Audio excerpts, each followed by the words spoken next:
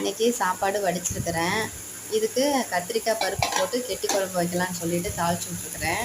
சாம்பாருக்கு மாதிரியே ஜீரகம், வெந்தயம் இதெல்லாம் போட்டு வெங்காயம், பச்சை மிளகாய், தக்காளி எல்லாம் போட்டு தாளித்து விட்டுட்டு சாம்பார் பொடியும் போட்டாச்சு. அடுத்தது கத்திரிக்காய் பொடியாக கட் பண்ணி வச்சுருக்கிறேன். அதையும் போட்டுக்கலாம். ஏன்னா பொடி எதுக்கு கட் பண்ணுறதுன்னா சீக்கிரம் வெந்துடும், ரெண்டாவது சாப்பிடவும் நல்லாயிருக்கும். இது கொஞ்சம் தண்ணி ஊற்றி மூடி வச்சு வேக வச்சுட்டு இந்த பக்கம் பருப்பு வேக வச்சுருக்கிறேன் குக்கரில். இது உப்பு பருப்பு கொஞ்சம் தனியாக எடுத்து வச்சுருக்கிறேன். அதில் தாளித்த ஒரு பச்சை மிளகாய் இதில் போட்டு கொஞ்சம் உப்பு போட்டு கலக்கணுமா. இதுவே உப்பு பருப்பு, இது தாளிக்க கூட தேவையில்லை. இது கொஞ்சம் லைட்டாக நல்லாயிருக்கும்.